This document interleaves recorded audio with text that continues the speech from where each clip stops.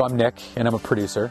I'm also an expert in media and communications, and I had the great privilege of not only meeting but working with Opus Dei around the time of the Da Vinci Code release. Now, understanding the fact that there would be a lot of public interest and there would be a lot of media interest around the time of the release, Father Fred Dolan, other members within Opus Dei, and myself, we worked towards capitalizing on that opportunity to piggyback the reality of what Opus Dei really is. I was very excited as someone who had a deep passion in history and religious studies and was working in the field of media and communications.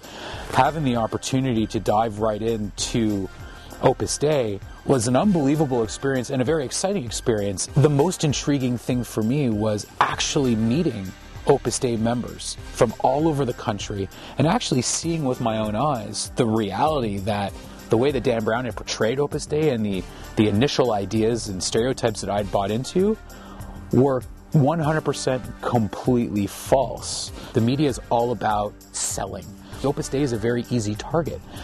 So it's very easy for the media to pick up on some of the things that Dan Brown says or some of these wingnut bloggers out there. You're not going to drive more viewers and more readers to your column or to your blog by writing a story about some Opus Dei members who are going to Peru to help the impoverished there.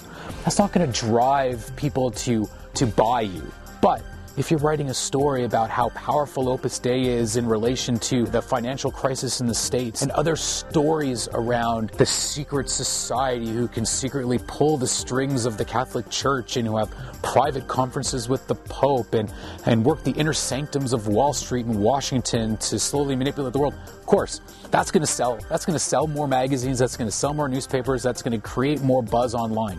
Being able to work with Opus Dei in the realm of media and communications was a great treat because, of course, we got to utilize the fact that Dan Brown had pushed out this word and this ideal of who they were out to the public. So, you know, it was a good way to get Opus Dei some exposure. But at the same time, you know, it does take energy and time to deconstruct a stereotype that was accepted by tens, if not hundreds of millions of people. So it takes time, let's face it. The media is still obsessed with the secret society fear elements of Opus Dei, so it's going to be a process, and hopefully through, you know, people like myself and work like these videos and other things that Opus Dei is going to be doing over the next, you know, decade or two, hopefully the public as a whole will start really understanding that Opus Dei isn't this maniacal 6'4" albino monk murdering people. Like, I don't think there'd be anything more opposite than that, really.